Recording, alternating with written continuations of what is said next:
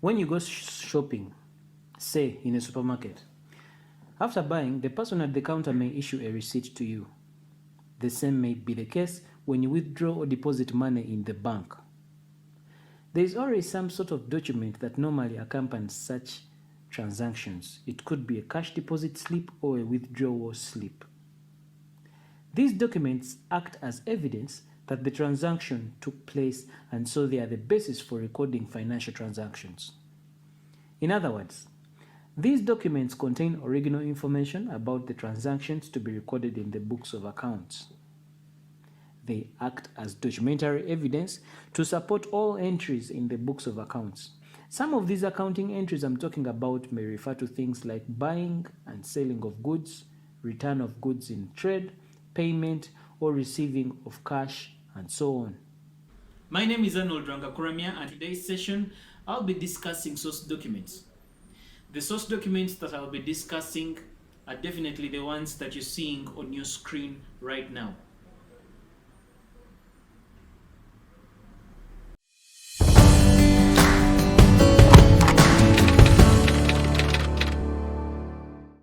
Invoice. An invoice shows claim for money regarding the goods sold on credit. Let's say I sell cars to organizations. When I sell cars to one of my customers and the customer does not pay me immediately, that becomes a credit sale. And so in order to claim for my money from the customer, I'll issue an invoice to my customer. This invoice will contain details like the date of issue, quality and quantity of cars supplied, unit price, and value of the cars. It also includes the terms of credit and the discounts and also the amount to be paid.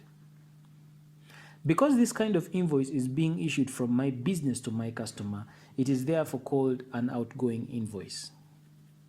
In other words, an outgoing invoice, also known as a sales invoice, is an invoice issued to customers. In this case, I'm talking about debtors, signifying credit sales. It is from these invoices that we write up the sales debt book, which is also known as the sales journal. Now, sales journal is a book of prime entry, and we shall talk about it in a later session. Likewise, being a car dealer, I have people who supply me with cars that I resell. If my suppliers deliver cars to my business premises and I am unable to pay them immediately, that would be rendered a credit sale. So in an effort to recover their money, my suppliers will then issue me an invoice. This invoice issued to me will pretty much have the same details like I mentioned earlier. That is, it will have details of goods supplied, the price, the value, the discount, and so on. This kind of invoice is called an incoming invoice, and it's also known as a purchase invoice. So a purchases invoice or an incoming invoice or an inward invoice is an invoice issued by the supplier, which so happens to be the creditor, signifying credit purchases. It is from these invoices that we write up the purchases journal, which is also known as the purchases debt book. Purchases journal is a book of original entry, and we shall discuss it further in a later session. In a nutshell, we have two types of invoices. We have the incoming invoices, which are also known as the purchases invoices or the inward invoices. Then we also have the outgoing invoices, which are also known as the sales invoices or the outward invoices. These invoices provide information for credit sales, credit purchases, credit customers, and credit suppliers. Debit notes. To explain what a debit note is, I'll use an illustration of two businesses. I'll use the concept of double entry. Now, in case you're not familiar with double entry, don't worry, you'll catch up. So let's assume I'm a businessman. I buy cars and later resell them. Allow me to first briefly take you through the accounting entries I normally make in the normal transactions. If I want to purchase cars on credit from my supplier, I'll simply make a purchases order so that my supplier delivers to me the cars. So after all the necessary formalities have been done, my supplier delivers 10 cars to my business premises. So how do I treat these in my books of accounts? Well, I'll open up an account, and because my supplier has delivered the 10 cars to me on credit, To me, the supplier is recorded as a creditor, and so in my books, I'll credit his account with the amounts equivalent to the 10 cars. So if each car was purchased at 100 million shillings, it means I'll credit the supplier's account with 1 billion. Of course, the supplier will issue me an invoice that states that I have to pay the 1 billion. However, upon inspection of the 10 cars, I discover that 2 of the cars were damaged during transit. Because they were damaged, I decide that I need to send these cars back to the supplier. But remember, when I received these cars, I had credited the supplier's account with 1 billion. Now that I am returning these 2 cars, it means that I have to reduce the supplier's account by the value of the 2 cars that I am returning. In accounting, we just don't directly subtract the 2 cars from the 1 billion directly, but instead we debit the supplier's account by the value of the 2 cars we are to return. In this case, we debit the supplier's account in our books by 200 million. This debit entry will be accompanied by a debit note, which we will send along with the rejected cars to the supplier. This debit note is simply informing the supplier that a debit entry has been made in their account. So this brings us to this definition, that a debit note, therefore, is a document stating that a debit entry has been made in an account and stating the amount of entry and the reason for making it. A debit note is sent by a customer to the supplier to inform the supplier that the amount recorded in the customer's accounts as owing to the supplier has been reduced because of an allowance or return of goods or cancellation. Credit note. Using the same illustration before, after returning the 2 cars to my supplier, I have 8 cars remaining to sell. An organization makes a purchases order for 3 cars. All formalities are made, and so I deliver 3 cars to their premises on credit. So in my books, I will open up an account for this customer. Since I have delivered the car to my customer on credit, to me, the customer is a debtor. And so I'll open up an account I'll call debtors customer account. So, since I've sold 3 cars on credit, I'll debit the customer's account by the selling price of the 3 cars. So, if each car's selling price is 150 million, it means I'll debit the amount with 450 million. Now, if this customer inspects the 3 cars that I have supplied, and he finds fault with one of them, he may want to return it to me. So when the customer returns the 1 car, it means that I'll have to adjust the accounting records in my books. Remember, on the customer's records, there is a debit entry of 450 million. Because one of the cars has been returned, I'll have to reduce the 400 million with the price of 1 car. That is 150 million. And so, to effect this, I'll credit his account by 150 million. After crediting the account to correct this anomaly, I'll accompany this with what we call a credit note, which serves to notify my customer that a credit entry has been made on his account.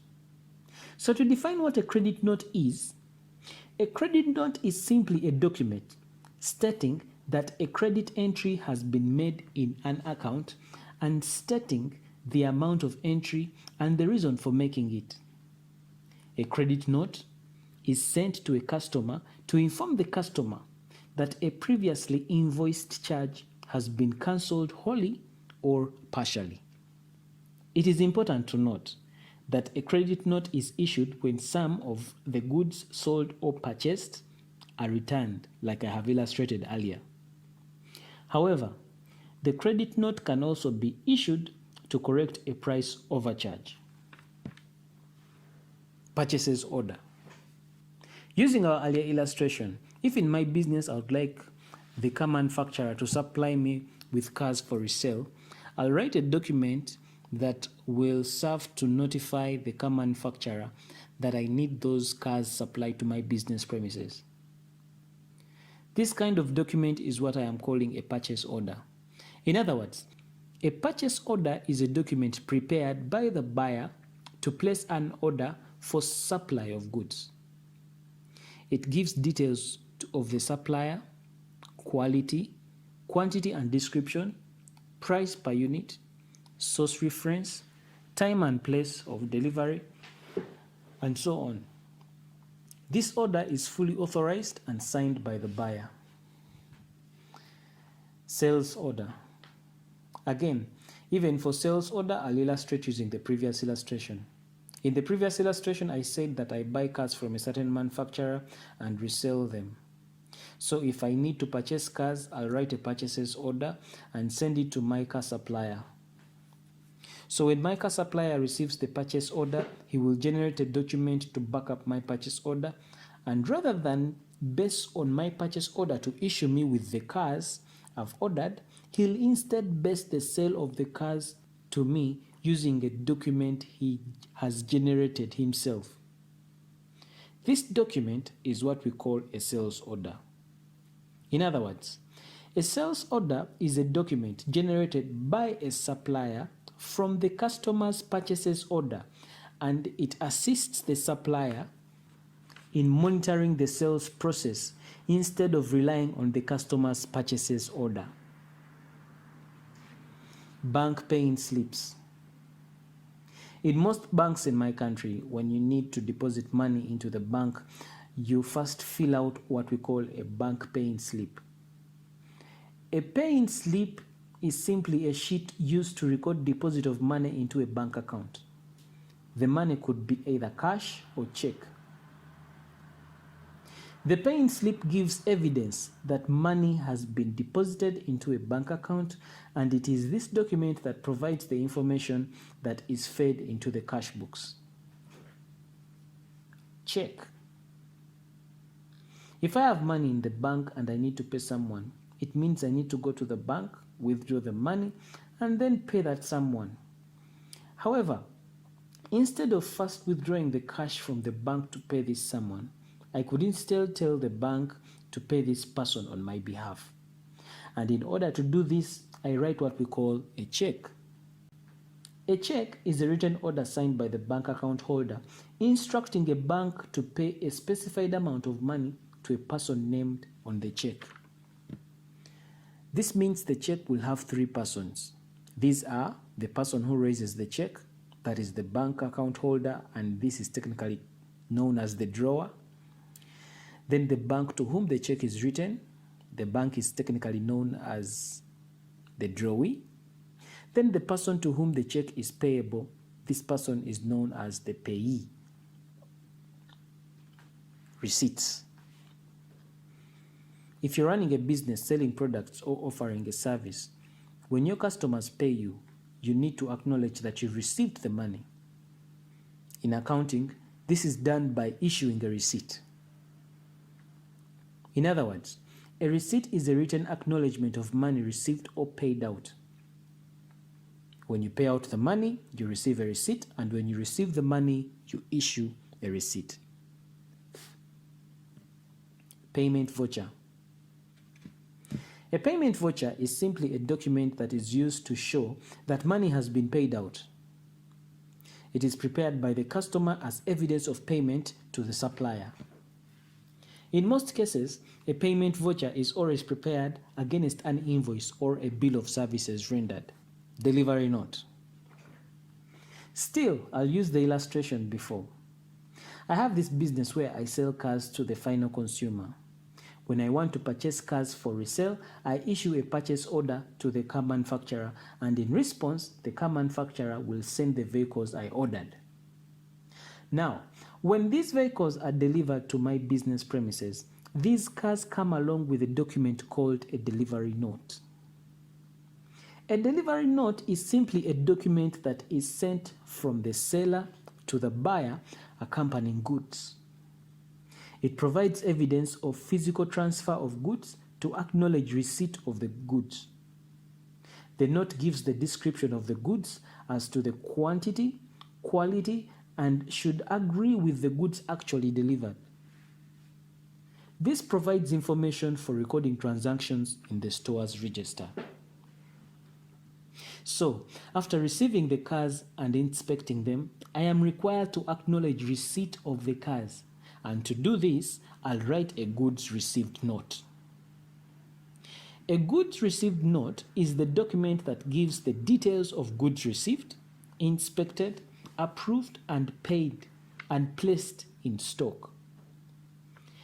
It is sent by the buyer to the seller as acknowledgement of the goods received and contains the details of the date, supplier, the number of items, description of goods, quality, and delivery note reference. To wrap this up, let's point out the common features on most source documents.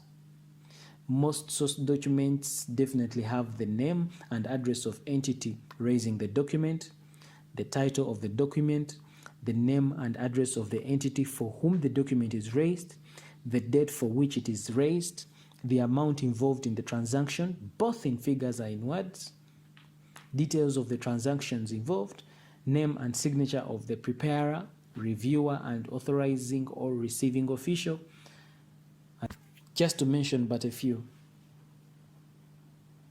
If you feel there is any source document we've left out and you feel it should be discussed, please let us know in the comments below. If you're watching this video for the very first time, if you're considering subscribing to this channel, is a very good idea. I encourage you to subscribe. I also encourage you to share this video in your WhatsApp platforms, in your other social media platforms, so that your other classmates may benefit from this depth of information in this video. This comes to the end of this video. Like this video if you like it. I mean, give it a thumbs up if you like it. Be sure to subscribe. Check out other awesome accounting related stuff on the channel.